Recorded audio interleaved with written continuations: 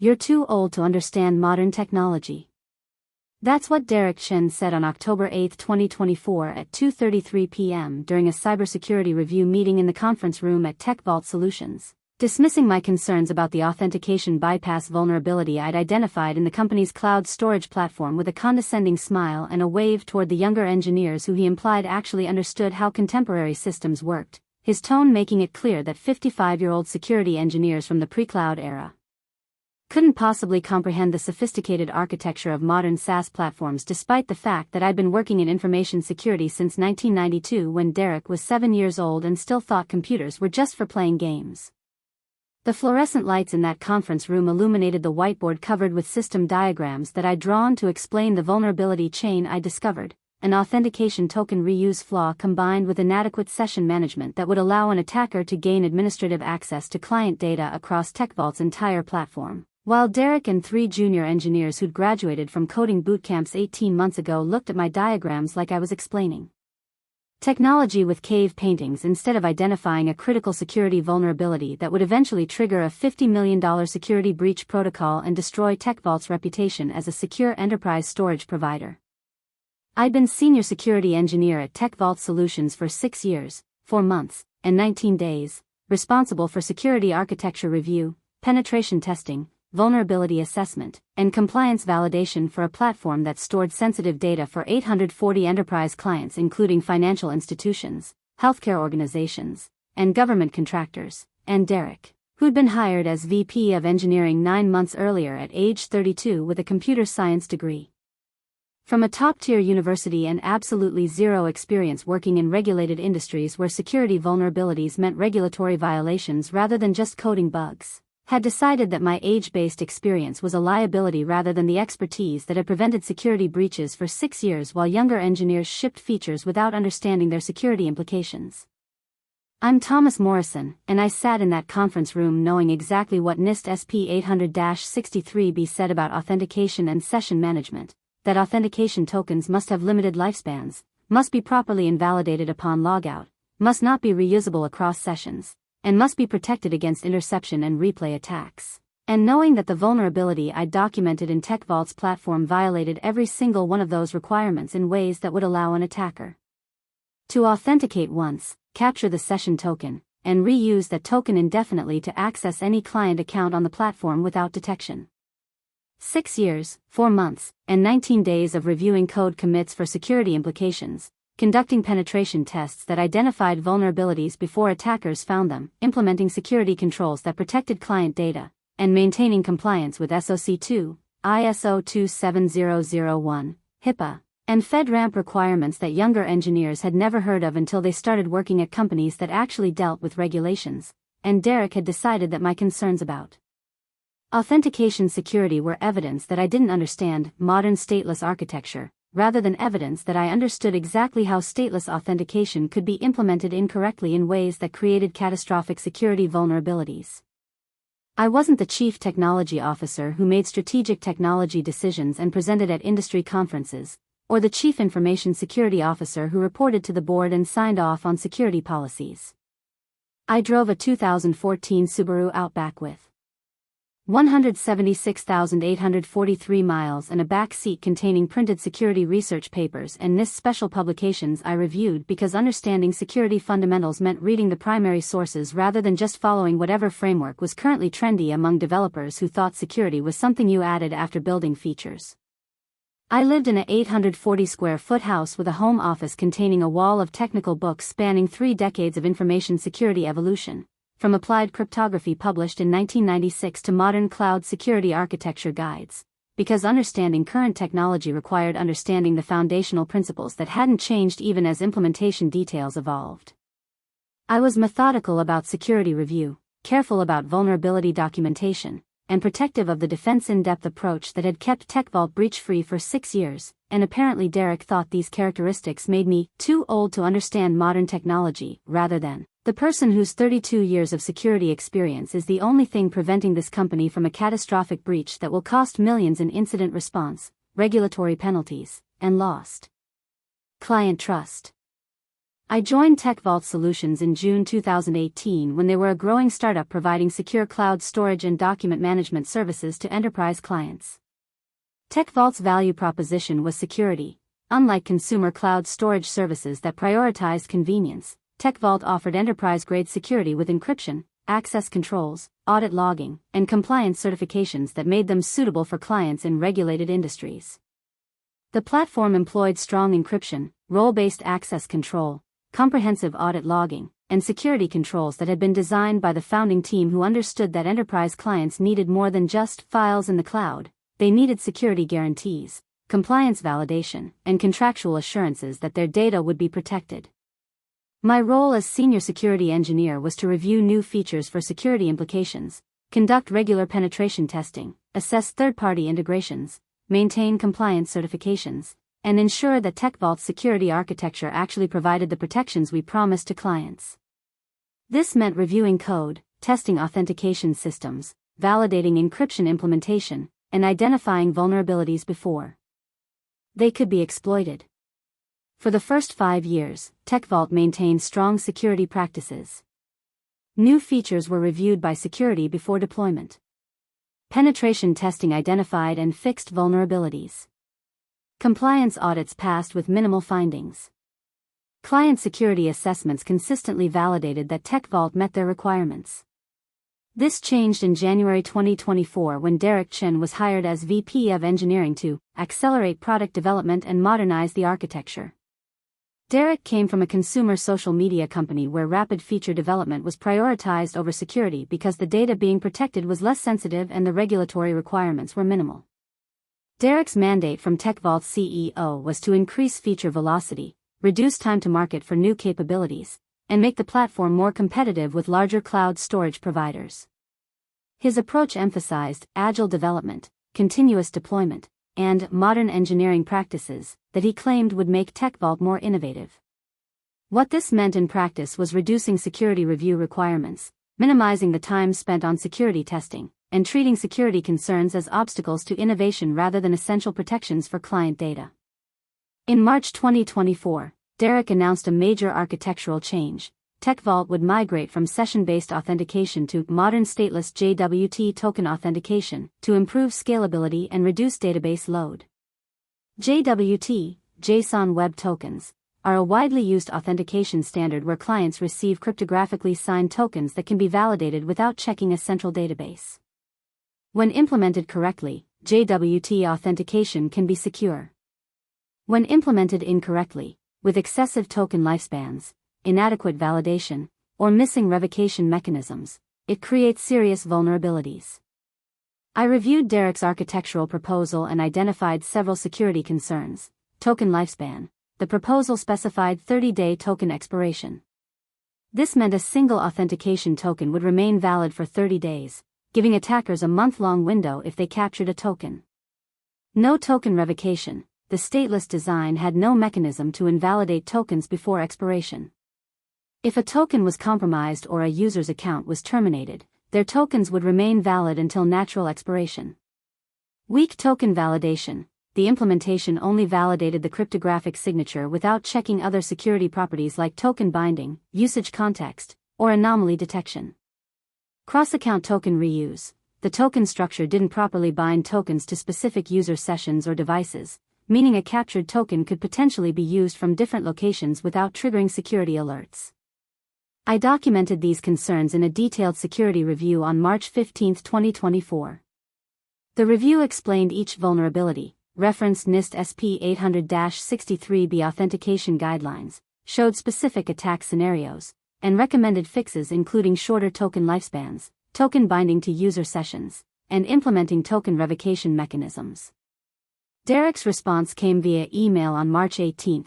Tom, I appreciate the thorough review, but I think you're applying outdated security thinking to modern architecture. JWT is industry standard authentication. 30-day tokens are common in enterprise SaaS. Stateless design is specifically chosen to avoid the scalability limitations of session management. We're moving forward with the implementation as designed.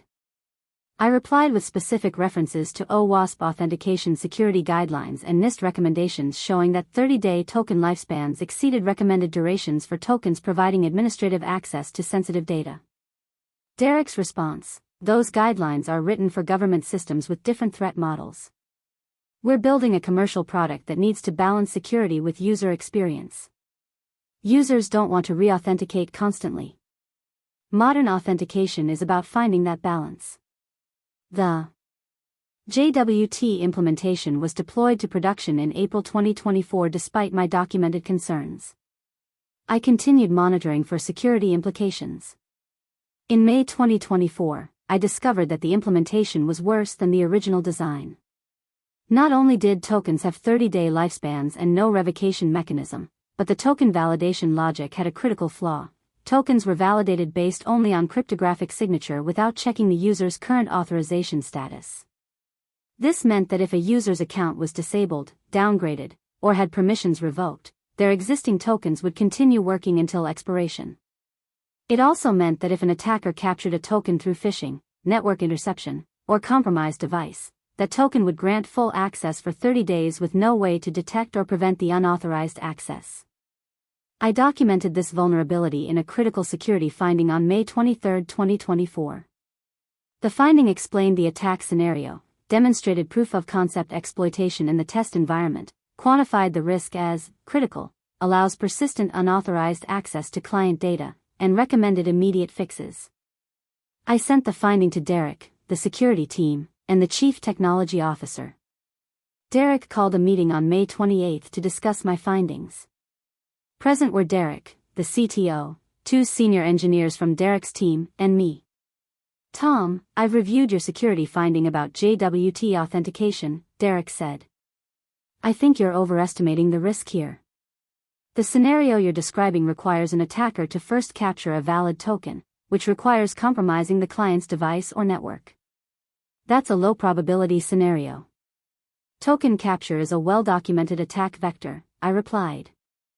Phishing attacks commonly capture authentication credentials. Network attacks can intercept tokens if encryption is misconfigured. Malware on client devices can steal tokens from browser storage. Once an attacker has a token, your implementation gives them 30 days of persistent access with no detection or revocation capability. But we have other security controls, Derek argued. We monitor for suspicious access patterns.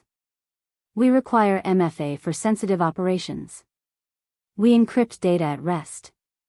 This isn't our only security layer. Those controls are important, but they don't address the authentication vulnerability, I said. If an attacker has a valid token, they appear as a legitimate authenticated user. Suspicious access pattern detection may not flag them if they access data slowly and carefully. MFA only applies at initial authentication, not for each subsequent API call. Data encryption doesn't protect against authorized but malicious access using valid credentials. The authentication token is the security perimeter. If that's compromised, other controls may not detect the breach. One of Derek's engineers spoke up. Tom, I think the issue is that you're thinking about security from an older paradigm. Modern systems use zero-trust architecture where we don't rely on perimeter security. We're moving toward assuming all authentication is potentially compromised and building additional security layers. Zero-trust architecture still requires proper authentication controls, I replied. You can't build zero-trust on authentication mechanisms that allow 30-day unrevocable access. That's the opposite of zero-trust principles. Zero-trust means continuous verification, which requires the ability to revoke access immediately when threats are detected. Your stateless design explicitly prevents that. Derek shook his head. I think we're talking past each other. You're focused on theoretical vulnerabilities. I'm focused on building a product that actual customers want to use. Customers want seamless access without constant re-authentication. Our authentication design provides that while maintaining reasonable security. If you're uncomfortable with it, that's your opinion. But it's not a critical vulnerability that requires changing our architecture. It's not my opinion, it's NIST guidelines, OWASP recommendations, and standard security practices for systems handling sensitive data, I said. We have clients in healthcare, finance, and government. Those clients are subject to regulations that require proper authentication controls. Our current implementation may not meet compliance requirements. We'll address compliance requirements during our next SOC 2 audit, Derek replied. Right now we need to focus on product development. This meeting has concluded. I left that meeting knowing that my security concerns had been dismissed and that TechVault was operating with a critical authentication vulnerability that would eventually be exploited. Over the next 4 months, I continued documenting the authentication weakness and its implications. I updated my security findings with additional attack scenarios. I notified the compliance team about potential regulatory implications. I documented Derek's dismissal of the concerns. In August 2024, I discovered an additional vulnerability in the token generation process. The cryptographic secret used to sign tokens was stored in the application's configuration file with insufficient access controls, meaning that anyone with read access to the server configuration could extract the secret and generate arbitrary valid tokens for any user account. This transformed the vulnerability from critical to catastrophic. An attacker who gained access to a single server configuration file could generate tokens for administrative accounts, access all client data, and maintain persistent access indefinitely. I documented this vulnerability in an urgent security alert on August 19, 2024. I marked it critical, immediate action required, and sent it to Derek, the CTO, the CEO, and the board. Derek's response came in a meeting on August 22. The same group attended, with the CEO joining via video conference. Tom, your security alerts are becoming disruptive, Derek said. Every few weeks you're claiming critical vulnerabilities in systems that have been operating successfully for months. Our clients aren't experiencing security issues. We're not seeing unusual access patterns. These theoretical vulnerabilities you're identifying aren't manifesting as actual problems. That's because the attackers haven't found them yet, I replied. Security vulnerabilities don't announce themselves until they're exploited. The authentication weaknesses I've documented create attack surface that sophisticated adversaries will eventually discover. Or they're theoretical concerns that don't matter in practice, Derek said. Tom, I need to be direct with you.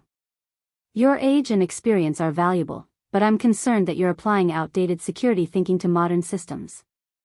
You learned security in an era of perimeter defense and static architecture. Modern cloud systems use different paradigms. You're too old to understand modern technology as well as engineers who've grown up with it.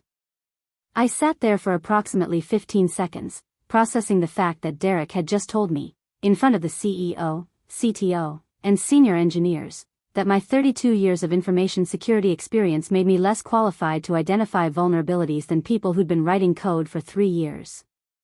I understand modern technology quite well, I said carefully.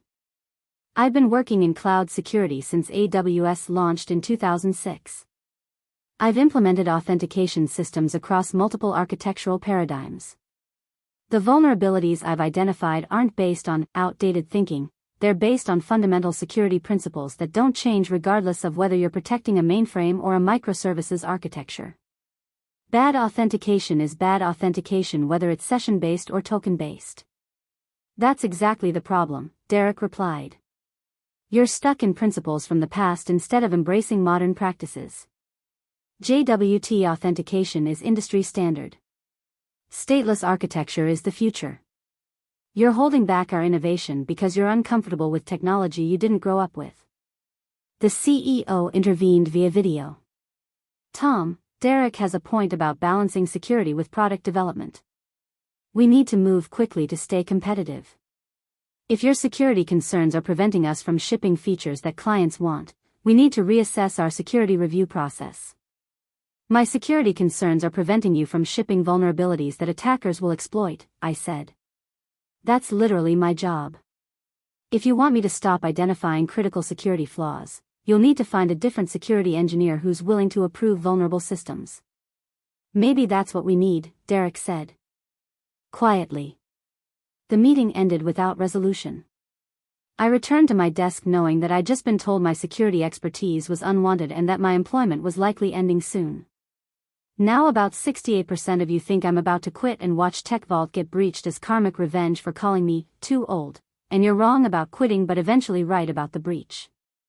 Subscribe right now, because what actually happens is that I document every security vulnerability in meticulous detail following proper incident response protocols. I report the authentication weaknesses to TechVault's cyber insurance carrier as required by the company's security breach notification policy. And when a sophisticated attacker inevitably exploits the exact vulnerabilities I documented, my comprehensive security alerts trigger TechVault's $50 million security breach protocol, which includes mandatory incident response, forensic investigation, client notification, regulatory reporting, and financial liability. And the forensic investigators discover that every aspect of the breach was preventable and had been specifically documented by the security engineer who was told he was too old to understand modern technology. I didn't quit. Instead, I did my job more thoroughly than ever. I documented every security vulnerability I could identify. I created comprehensive security reports with detailed attack scenarios, impact assessments, and remediation recommendations. I sent these reports to everyone who had security responsibility: Derek, the CTO, the CEO, the board, and the compliance team. I also reviewed TechVault's cyber insurance policy and security breach notification requirements. The policy required that identified security vulnerabilities be documented and reported to the insurance carrier if they represented material risk to client data. The authentication vulnerabilities I'd identified clearly met that threshold. On September 3, 2024, I filed a formal security vulnerability report with TechVault's cyber insurance carrier, Sentinel Risk Management. The report documented the authentication token vulnerabilities, the inadequate session management, the exposed cryptographic secrets, and Derek's dismissal of the security concerns. I included copies of all my security findings, Derek's responses, and documentation showing that the vulnerabilities had been identified months earlier but remained unaddressed. Filing this report was required by the insurance policy and by my professional responsibility as a security engineer. It also created a documented record that TechVault had been warned about the vulnerabilities before any breach occurred. Derek was furious when he discovered I'd reported to the insurance carrier. He called me to his office on September 5. "You reported our internal security discussions to our insurance company without authorization," Derek said angrily. "That's a violation of company confidentiality and creates unnecessary risk. The insurance policy requires reporting material security vulnerabilities," I replied. "The authentication weaknesses I documented represent material risk. Reporting them is mandatory under the policy terms. Those are theoretical vulnerabilities, not actual breaches.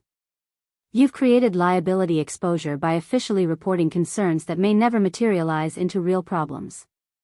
They will materialize if they're not fixed. And when they do, having documented warnings reduces the company's liability by showing we exercise due diligence. Not reporting known vulnerabilities is what creates insurance liability. Carriers can deny coverage for losses resulting from known but undisclosed risks." "You're trying to protect yourself at the company's expense," Derek said. "I'm documenting security vulnerabilities as required by professional standards, insurance requirements, and ethical obligations. If that protects me from liability when the vulnerabilities are eventually exploited, that's appropriate, because I've done my job by identifying and reporting them." Derek terminated my employment on September 10, 2024. The termination letter cited inability to work cooperatively with engineering leadership and excessive focus on theoretical security concerns that impede product development. I left TechVault after 6 years, 4 months, and 19 days of service. I'd been paid $142,000 annually, which was below market rate for senior security engineers but which I'd accepted because TechVault offered equity that would be valuable if the company succeeded. 2 weeks after my termination, I was contacted by Margaret Rodriguez, a partner at a cybersecurity firm that specialized in incident response and forensic investigation. She'd been referred to me by the insurance carrier. "Mr. Morrison, Sentinel Risk Management mentioned you'd filed comprehensive vulnerability reports regarding TechVault's authentication security. I'm conducting a risk assessment for the insurance carrier. Would you be willing to provide a technical consultation about the vulnerabilities you identified?" I met with Margaret on September 28 and walked her through the complete authentication vulnerability chain: 30-day tokens, no revocation mechanism, weak validation, exposed cryptographic secrets, and inadequate monitoring. This is worse than what you described in the insurance report, Margaret said after reviewing my documentation. With access to the signing secret, an attacker could generate tokens for any account, maintain access indefinitely, and operate undetected because the tokens would appear legitimate to all security monitoring. That's correct. I documented this in my August 19 security alert and again in my September 3 insurance report. And TechVault hasn't fixed these vulnerabilities? Not as of my termination on September 10, Derek Chin was adamant that these were theoretical concerns that didn't warrant changing the authentication architecture. Margaret made notes. Mr. Morrison, I need to inform Sentinel that TechVault has documented critical vulnerabilities that remain unaddressed despite explicit warnings. This will likely trigger enhanced monitoring requirements under the policy. On October 8, exactly 1 month after Derek had called me too old to understand modern technology, a sophisticated attacker exploited the authentication vulnerabilities I'd documented. The attack started with a phishing campaign targeting TechVault employees. One employee clicked a malicious link that executed code on their laptop. That code searched for and extracted TechVault's cryptographic signing secret from cached configuration files. With the signing secret, the attackers generated valid JWT tokens for 23 administrative accounts. Those tokens gave them full access to TechVault's entire platform, including all client data. The attackers operated quietly for 11 days, exfiltrating data from 340 client accounts before TechVault's security monitoring team noticed anomalous data transfer patterns. By the time the breach was detected on October 19, the attackers had stolen approximately 2.4 terabytes of sensitive data, including financial records, healthcare information, proprietary business documents, and personally identifiable information. TechVault's security breach protocol required immediate activation upon detection of unauthorized data access. The protocol, required by cyber insurance and by contracts with enterprise clients, included immediate incident response team activation, forensic investigation to determine breach scope, client notification within 72 hours, regulatory reporting to relevant authorities, remediation of vulnerabilities that enabled the breach, credit monitoring services for affected individuals, potential legal liability for breach of contract and data protection violations. The forensic investigation was conducted by Margaret's firm. Her team reviewed logs, analyzed the attack chain, identified the vulnerabilities exploited, and prepared a comprehensive breach report. The report concluded that the breach was directly enabled by the authentication vulnerabilities I had documented in my March, May, and August security findings. Every aspect of the attack, token generation using exposed secrets, persistent access via long-lived tokens, lack of revocation capability, had been specifically warned about months before the breach occurred. The report also noted that TechVault's security engineer had been terminated 2 weeks before the breach, shortly after filing insurance reports documenting the unaddressed vulnerabilities. The breach costs escalated rapidly: forensic investigation, $1.2 million client notification and credit monitoring, $3.7 million legal settlements with clients, $18 million regulatory penalties, HIPAA violations for healthcare data, $8.4 million lost business from client terminations, $22 million annually incident response and remediation, $2.1 million total documented costs exceeded $50 million in the first year alone. Sentinel Risk Management paid the initial incident response costs but filed a lawsuit against TechVault in November 2024, alleging that the breach resulted from willful negligence by ignoring documented security vulnerabilities.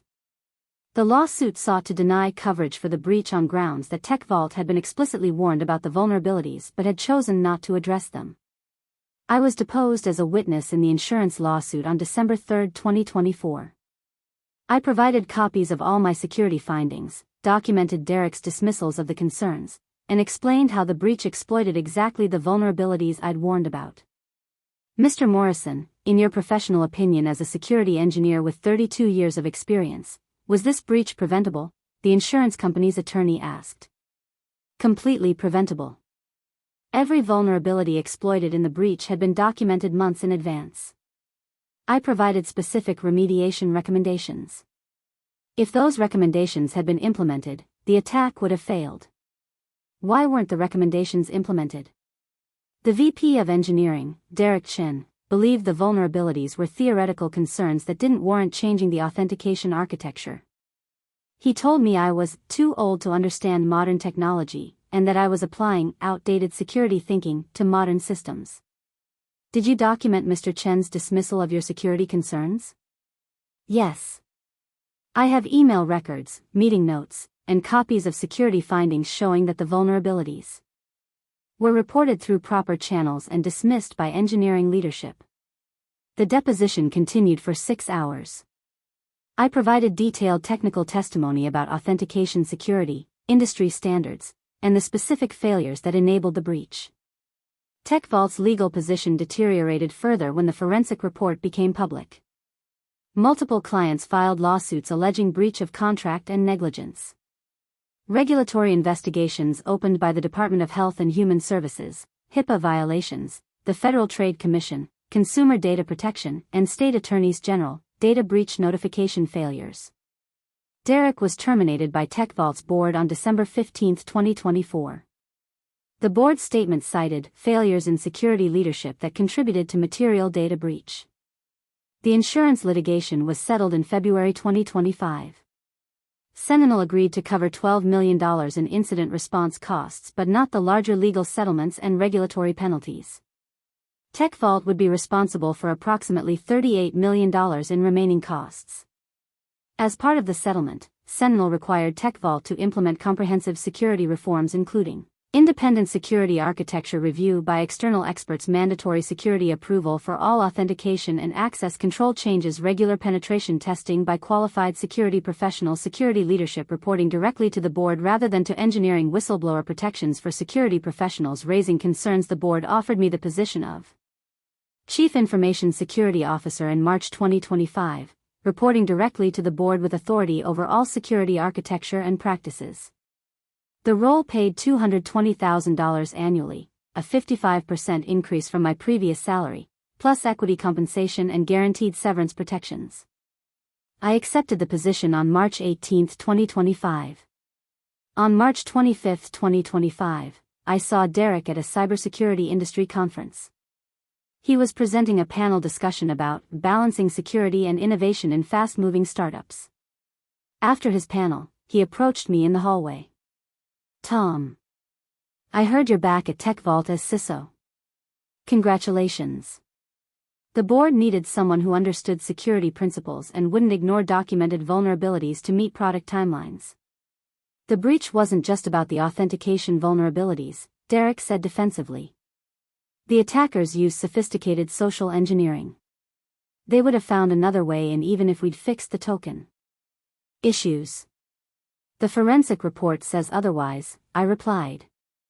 The attackers gained access specifically by exploiting the exposed signing secret and generated tokens for administrative accounts. If we'd implemented proper key management and token revocation as I recommended, the attack would have failed. The authentication vulnerabilities were the critical failure point. Everyone has security vulnerabilities, Derek argued. No system is perfectly secure. You're acting like this breach was entirely preventable. It was entirely preventable. I documented the vulnerabilities in March, May, and August. I provided specific remediation recommendations. I reported to the insurance carrier as required. I did everything a security engineer is supposed to do. You dismissed my concerns, told me I was too old to understand modern technology, and terminated my employment. 2 weeks later, attackers exploited exactly the vulnerabilities I'd warned about. That's not everyone has vulnerabilities, that's ignoring specific documented warnings and suffering predictable consequences. You're making it sound like I deliberately caused the breach. You deliberately chose not to address documented vulnerabilities because you prioritized feature velocity over security. That's negligence, not malice. But the outcome is the same: 340 client accounts breached, $50 million in costs, regulatory penalties, lost clients, and destroyed reputation. All to avoid spending a few weeks implementing proper token management. Derek looked uncomfortable. I made decisions based on risk assessment and business priorities. Those are judgment calls that engineering leaders have to make. Engineering leaders shouldn't make security judgment calls that contradict documented security expertise and industry standards. That's what security professionals are for. You told me I was too old to understand modern technology when I warned you about authentication vulnerabilities. The forensic report proved that my understanding was correct and your dismissal was catastrophic. Being younger doesn't make you right about security. Having 3 decades of experience identifying and preventing breaches does. Derek walked away without responding. Here's what they don't teach young engineers about security experience. Age isn't a liability in information security, it's an asset. Security principles are cumulative. Understanding modern cloud architecture requires understanding the foundational concepts that have evolved over decades. Attackers used techniques that were documented in the 1990s adapted for current technology. Defense strategies that worked in 2000 still work in 2024 when properly implemented. Derek thought, too old to understand modern technology, meant I couldn't comprehend stateless authentication and JWT tokens. What it actually meant was I'd seen 20 previous generations of authentication vulnerabilities and knew exactly what failure patterns to look for regardless of whether the implementation used cookies, tokens, or any other mechanism. The math is simple. TechVault paid me $142,000 annually to identify security vulnerabilities. I identified critical authentication vulnerabilities that would cost approximately $50 million to remediate if exploited. I documented those vulnerabilities through proper channels. Derek dismissed the concerns, terminated my employment, and watched attackers exploit exactly those vulnerabilities 2 weeks later. The breach cost TechVault $50 million in incident response, legal settlements, regulatory penalties, and lost business, approximately 352 times my annual salary. You want to tell security engineers they're too old to understand modern technology? Go ahead. But remember that modern technology is just new implementation of old principles, that security vulnerabilities repeat across decades with minor variations, and that 32 years of experience identifying attack patterns is worth more than enthusiasm about the latest architectural trend. Derek called me too old to understand modern technology while dismissing documented authentication vulnerabilities. Forensic investigators called my security warnings comprehensive documentation of preventable failures, while explaining how the breach exploited exactly what I'd documented. TechVault's board called me Chief Information Security Officer, while implementing the security governance I'd recommended months earlier. I kept my Outback with 176,843 miles. I kept my wall of security books spanning 3 decades. I kept the methodical approach to vulnerability documentation that had protected TechVault for 6 years until leadership decided that security expertise was less valuable than feature velocity. Derek is working as a consultant explaining how companies can balance security and innovation, which is ironic given that his approach to that balance resulted in a $50 million breach. TechVault is rebuilding its reputation under new security leadership that understands that age-based experience is an asset rather than a liability. And I'm working as CISO with direct board reporting authority, implementing the authentication security controls that should have existed before someone decided that 32 years of security experience was less valuable than youth and enthusiasm about modern architecture. Too old? Too bad, for them. Too old to understand technology means too experienced to fall for the fallacy that new implementations magically eliminate old vulnerabilities. Too old to embrace modern practices means too experienced to confuse architectural trends with security fundamentals. Too old to work cooperatively means too ethical to approve vulnerable systems just because fixing them would slow product development. Sometimes the person, too old to understand modern technology, is the only person in the company who understands that authentication security principles from 1995 still apply to JWT tokens in 2024. And sometimes, too old means exactly experienced enough to document every vulnerability in detail, report properly to insurance carriers, and watch predictable consequences unfold when documented warnings are ignored. 6 years of preventing breaches through careful security review. 4 months of documenting authentication vulnerabilities that were dismissed as outdated thinking. 2 weeks between my termination and the breach that proved every warning correct. And $50 million in costs that could have been prevented if someone had listened to the security engineer who was too old to understand modern technology but just experienced enough to understand that bad authentication is bad authentication regardless of whether it uses cookies or tokens.